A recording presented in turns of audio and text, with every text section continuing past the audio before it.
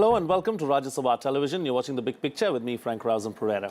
A government-appointed panel on the data protection law has pointed to the need to have a balanced approach on the right to be forgotten. The appropriateness of a right to be forgotten in specific circumstances would require that the right to privacy be balanced with the freedom of speech, the Justice BN Srikrishna Committee said. It called right to confirmation, access and correction to be included in the data protection law. So what is the right to be forgotten?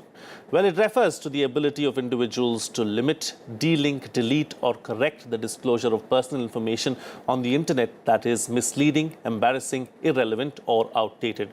Such disclosure may or may not be a consequence of unlawful processing by the data fiduciary. In today's age of cloud computing, is it truly possible to implement the right to be forgotten clause in the Srikrishna Committee's draft data protection bill? That's what we will discuss on this edition of The Big Picture. Joining me on the program today are Sohini Chatterjee, Research Fellow with the Center for Legal Policy, Arunima Bhattacharya, Researcher, LiveLaw.in, Jiten Jain, Director, Voyager Infosec Private Limited and Cybersecurity Expert, and Vinay Kesari, Technology Lawyer. Thank you to all my guests for joining me on this edition of The Big Picture. Sohini, I'd like to begin with you. Let's first try and put into perspective, what is the right to be forgotten? Okay, so we can start with the proposition that there is some disagreement on what the right to be forgotten should mean, even before the Srikrishna Committee recommendations, because there is something called the right to erasure, which refers to deleting the source of information from the very source itself. It can't even be stored. But in our recommendations, in the Srikrishna Committee recommendations, we have said that the right to be forgotten should not extend to erasure, and rather you can curtail the disclosure of such information if certain conditions are satisfied. And the Data Protection Authority, the adjudication wing of the Data Protection Authority, will make this assessment. But as you rightly said, there are several conflicting rights here. On one hand, you have my right as a data principal to restrict disclosure, continuing disclosure of information about me. On the other hand, you have the right to information of other people. You also have the right to freedom of speech and expression. And the problem arises when all of these rights come into conflict, and it's messy, it's difficult, but the committee has taken a decision which the report and the bill discuss. All right, we'll discuss, what happens when one law overlaps the other, of course, in detail in just. But before that, let me go across to Arunima and let's find out how this particular term, right to be forgotten, was first initially termed and what is its history really? So the first time it came into question, limelight, was when the European Court of Justice decided the case of Google Spain versus Mario Costa Gonzalez. And the question was that he wanted all the records of his past convictions to be removed. So Google Spain then contended that the petitioner had no right to ask for erasure. And also the Advocate General also said that the petitioner's right to privacy could not supersede the right for the public to know. However, the decision was in favor of the petitioner, and that's where it was the first time it was termed. In India, the first time it actually came, it was considered, was entertained, it was Gujarat High Court, although it was not in favor. But the Karnataka High Court judgment, that's when the decision was taken in favor of the petitioner who wanted the records to be removed. However, the important part was, the question that raised was, only an order was passed to only remove the certified copies of the orders from internet. However, the original one is still available on the internet. So it's not truly deleted, it's still there, it's just, it will not crop up if you search for the person on the internet. But that's when it started, and it has been gaining all this limelight now. And recently in Supreme Court, in the Puttaswamy judgment, Justice Kaul also referred to it, and he said that individuals should have the right to be forgotten. But in the absence of a data protection framework policy, I mean, it's still in the process, it's not there. It doesn't mean much unless we get the law. So Right. So that would be the first step, really, as far Yes. as this issue is concerned, to get the law in place first, and only then will everything else fall into Yeah. place. You know, the pieces will come together. So why do we need a right to be forgotten, Jitin Jain? Well, it's very important in this age of internet, because you find that there are all sort of search engines which are popping up, and then when you do, sometimes such results are manipulated. Sometimes you get results which actually harms the reputation of a person, and in on internet, perception has a habit of lingering much more than the reality represent. So we have seen cases where a person was accused of X number of crimes, and 3 years later you figure out that he's been pronounced not guilty, but whatever articles which was published like about his guilt and what role he may have played, they continue to haunt him forever and ever. So this perpetual stigma of being an accused or being a criminal without even committing an offense has been a very draconian side of internet. We have seen issues where people upload revenge porn videos. A person who continues to suffer throughout her life or his life because they didn't have a right to get that data deleted. But I think with this evolution of right to be right to oblivion, right to be forgotten, or right to get your data deleted, I think it will balance the favor of this entire debate in favor of privacy of the right of individuals, because a person, if he has served his jail term, or if he has committed a crime, he has served his sentence, I'm sure he doesn't have a right to delete the entire history. People have a right to know what he did in the past, but at the same time there should be a mechanism where he doesn't have to suffer throughout her life reminding of that stigma of what he did. And in the cases of revenge porn, or in the cases of false accusations, I think there should not only be a right to forgotten, there should be a right to get the data deleted. Because it cannot be a case where you say that fine, search engines will not show the results, you have a right to object for the processing of data, but you do not have the right to get your data deleted. I am sure any woman whose a video has been taken without her consent for some revenge porn or some other purpose, she should have a right to get that thing deleted. I mean, only right to objecting of the data processing, or right to be forgotten in terms that search engines will not show the search results, which will not suffice. So we have to balance out different scenarios. We have to provide different remedies for different occasions, and I'm sure we have to have enabling provisions in the law. So I'm not saying that you provide right to be deleted for everyone. I'm sure I should not have a right to say to the government that delete all my Aadhaar data.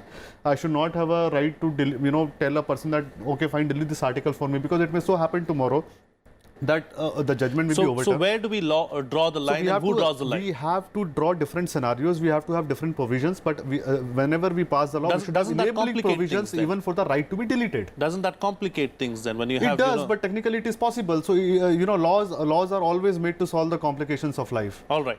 And when technology can provide solutions, we must look for them. Okay. Look for the solutions. The solutions are all there. It's easily available, is what Jitin Jain is saying. Let me bring in Vinay Kesri into the picture now, who's been patiently listening to all the other panelists. Vinay Kesri, how will the clause eventually work, and what are its limitations? Sure. So the way it works is actually fairly simple, and it's important to note that as Sohini has already mentioned, there are two important things here. One, it acts only against a data fiduciary. I'll explain later why that could be important. And number two, unlike the European case, the European situation, here they have interposed the Data Protection Authority. So any requests need to be decided first by the DPA or by an adjudicating officer before a company or a data fiduciary is actually obligated to take down the content. That, in my view, is a good thing, because what often happens is that companies can often end up over complying because they would rather avoid any issues from cropping up, and therefore there is a tendency to prefer to comply with the takedown request and determinations about whether it is in the public interest to retain that information and so on. It's a little harder for a company to make, and in some ways it is unfair to expect a company and a private party to undertake that kind of exercise and make such a determination. So it is encouraging that there is a quasi-judicial officer who will be looking at this and will have to decide it, and only then can the right be operationalized. Of course, that means that there is a barrier to entry. It means that if you want something taken down, you actually have to go through this process, which will take more time. And hopefully it will not be too legalistic. People will be able to pursue it on their own and will not necessarily need legal representation in order to pursue this. But definitely it does raise the bar a little bit, so to make it harder for some people. But overall, in my personal view, that is a good thing. So what needs to be kept in mind is that the adjudicating officer is supposed to take into account certain specific criteria to decide whether this information should be delinked or taken down, shouldn't be made available for disclosure anymore.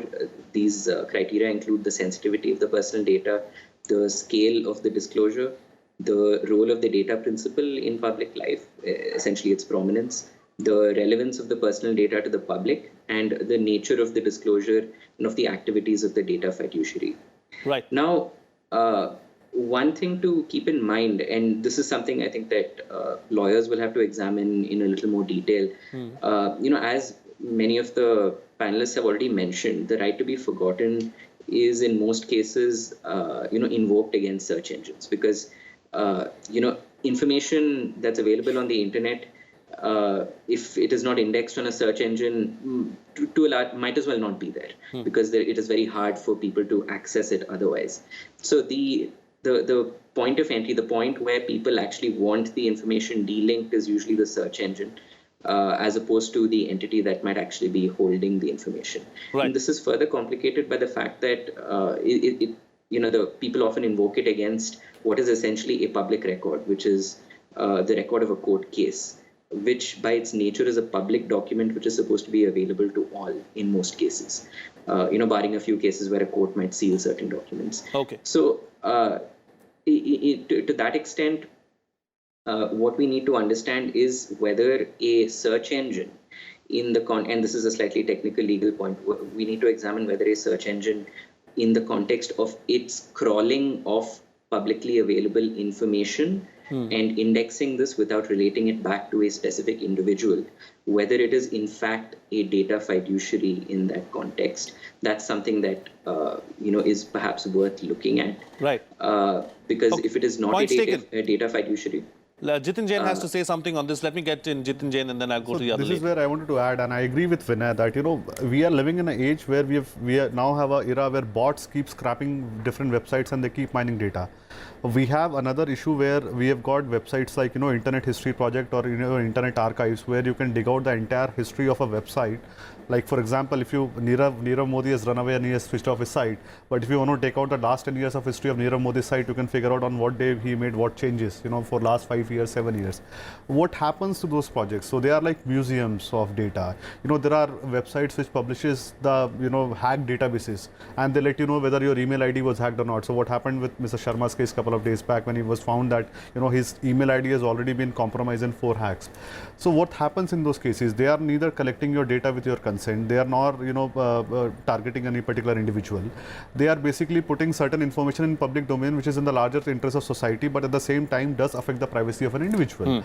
So and they may not be covered under these judgments. And as Vinay rightly pointed out, there are different type of search engines. Ones they are which are simply just crawling the internet and giving you certain results, but there are some search engines which keep crawling data, collecting data from different websites without looking at individual names or individual topics. They simply crawl everything what comes their way, and by applying some sort of artificial intelligence and logical merit, they display the search results. So how do you ask these companies to to deal with this problem? Do you want them to modify the course, or do you want them to set up different authorities to filter the results, or we want to go towards China model where you say that everything related to Tibet will be censored? So we have to see that this right to forgotten should be balanced in favor of privacy, but at the same time it should not become a right to censorship for governments and people. Right. So there are a lot of technicalities, a lot of issues that need to be worked out at this stage is what you're suggesting. Probably they will all be worked out in the days to come and as we move ahead. Talking about moving ahead, how does one implement this clause, Shoini? So first of all, it's not law yet. Yeah. So it's been submitted before the government, and now there will be a process of public consultation. Both the report and the bill are up on the public domain. A lot of people are writing on it. The right to be forgotten is an issue people have identified. So we still don't know truthfully what it will look like or what shape it will assume. But I think it's important to raise these concerns, like he just said that we don't want a censored society, and we still don't know how archives will play out, because archives do retain an old copy of the data. But I think the way forward should be viewed in the perspective of where we've come from.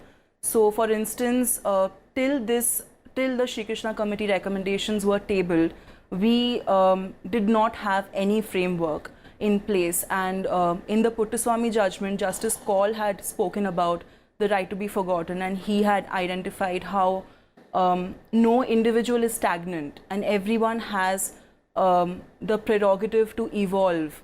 And in such a case, anachronistic data should not pose a hurdle in the way of such evolution.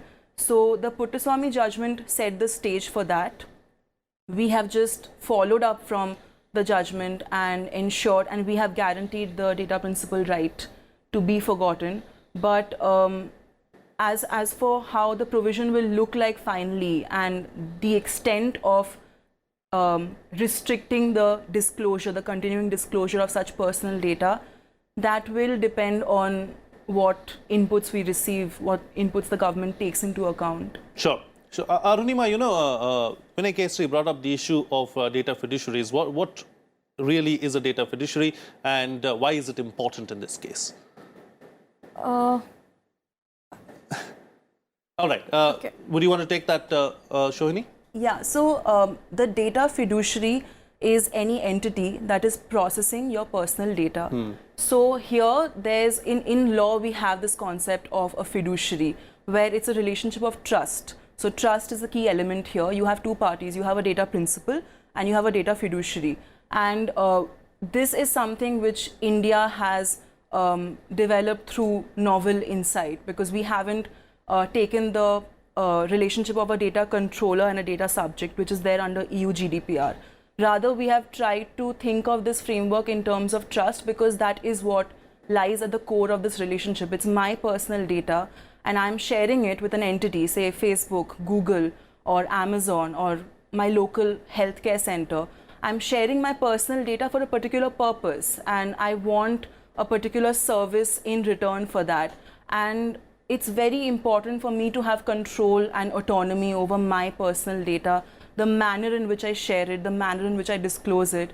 And that is where the data fiduciary comes in. So this is to say repeatedly that this data does not belong to you, it belongs to me.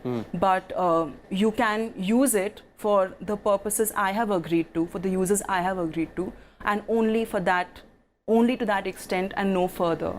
All right, you're coming back to the right to be forgotten, Arunima. What are the biggest challenges really as far as this clause are concerned, and does it need any fine-tuning?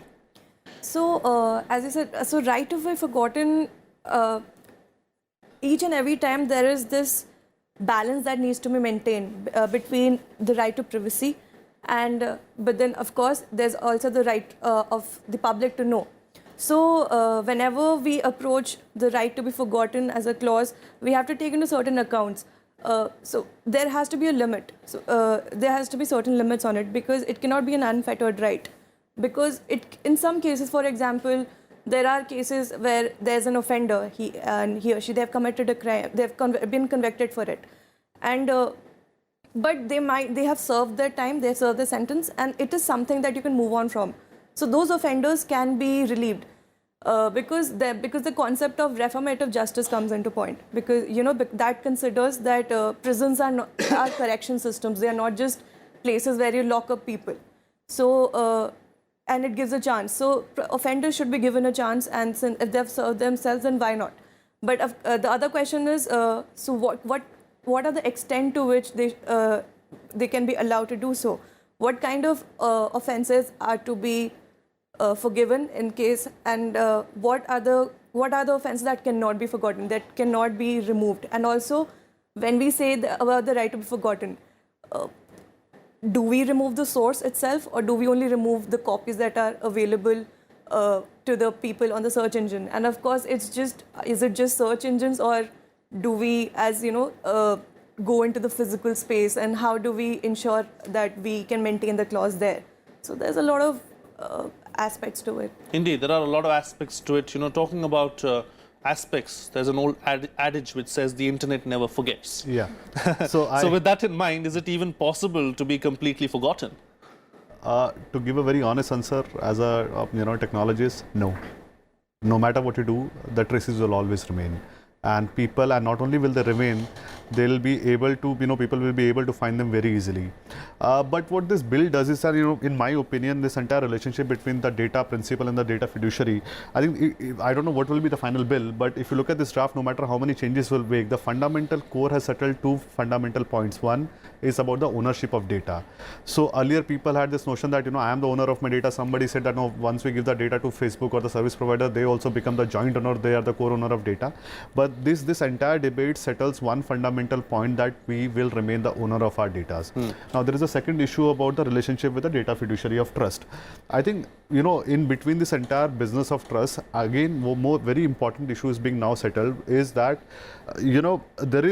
we never had this differentiation between consent and informed consent in India, and that is why when this Cambridge Analytica case happened, you would find, many of the lawyers would agree that we did not have much options on our table legally, because whatever data was collected was taken with our consent. Now many people said that it was a trick consent, because these companies were collecting data for playing a game, and then they use it for political purposes or electoral manipulation. So they cited a different purpose, they took data on a different context, and they use it for an altogether different purpose without our consent and knowledge.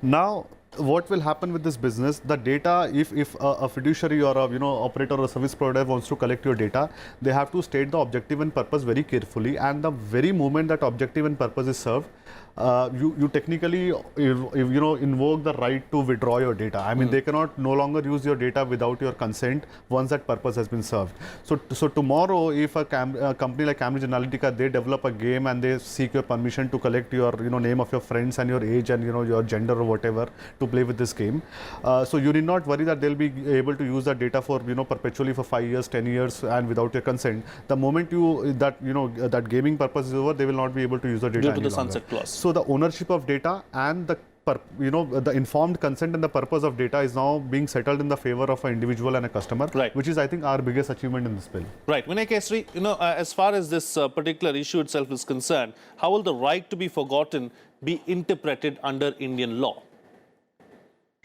So, I think that's a good question. We, currently there is jurisprudence evolving in the high courts with respect to, individual cases, which has already been pointed out by a couple of panelists.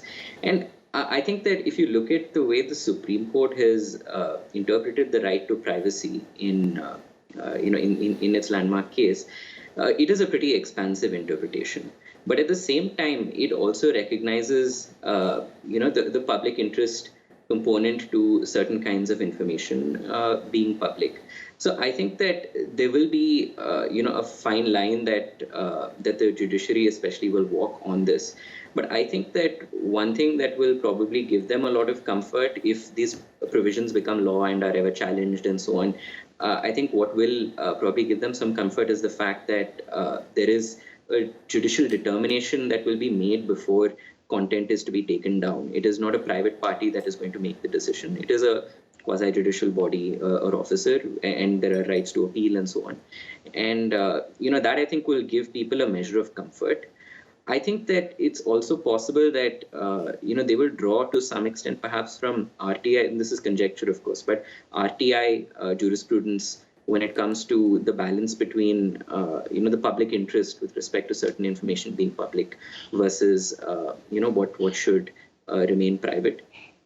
But I definitely think that, in India, the right to reputation is something that, is respected in certain contexts and not respected in others. I think that, for example, if I had to take a guess, courts would be sympathetic, in cases where, for example, marital disputes and so on are prominently displayed as the first search result. If someone enters your name, the court records of a marital dispute, if they are the first search result.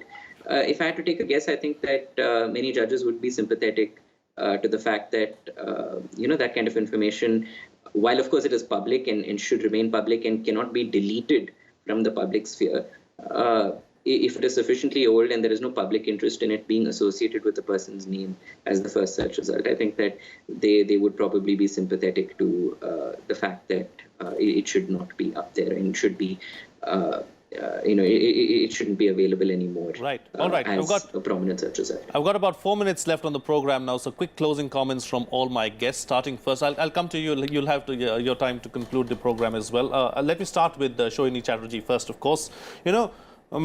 Is the right to be forgotten best covered in the EU's GDPR? I think we don't need to look offshore for guidance. We can look at our own recommendations, the Srikrishna Committee recommendations, and what we need to recognize is that earlier, because the High Courts kept giving different judgments, like the Karnataka High Court, Delhi High Court case is still pending, Gujarat High Court. The problem was that it would be very subjective. The assessment would be subjective depending on which judge is on the bench.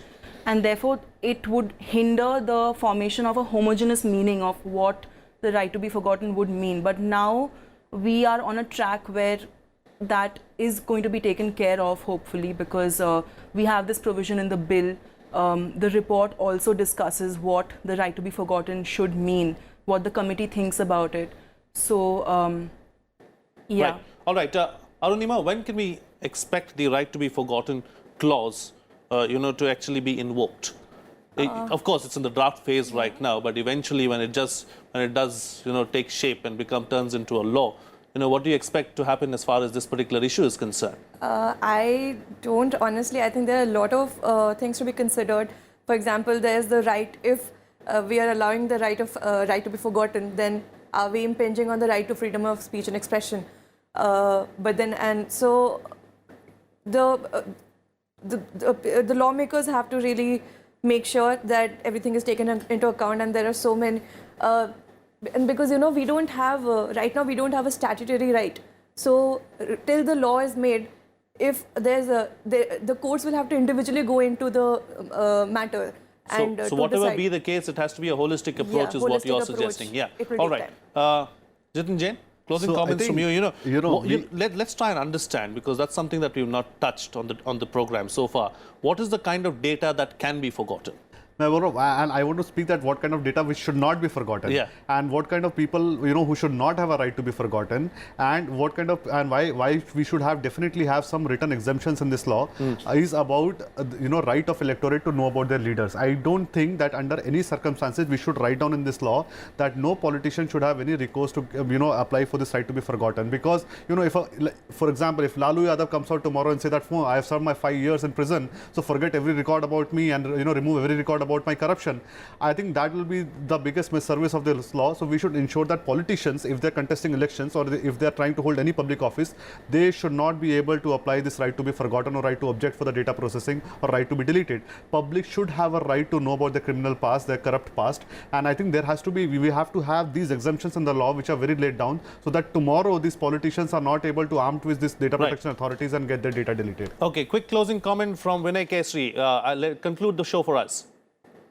Thank you. I think that this is a right that should be narrowly interpreted. I also think that it should not be confused with two things. Number one, it shouldn't be confused with the ability to take down illegal data and content, which in any case already exists under various laws today. So things like, anything that is obscene or defamatory can already be taken down. You don't need a right to be forgotten in order to take that content down or even take down links to that content.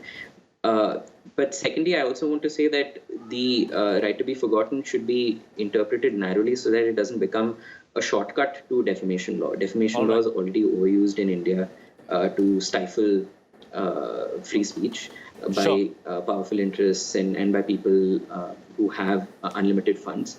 I'm sorry to cut you short. Out of time on the program, Vinay Kesri, I'd like to thank all my guests for joining me on the program and putting things into perspective for us. That's it on this edition of The Big Picture. See you again next time.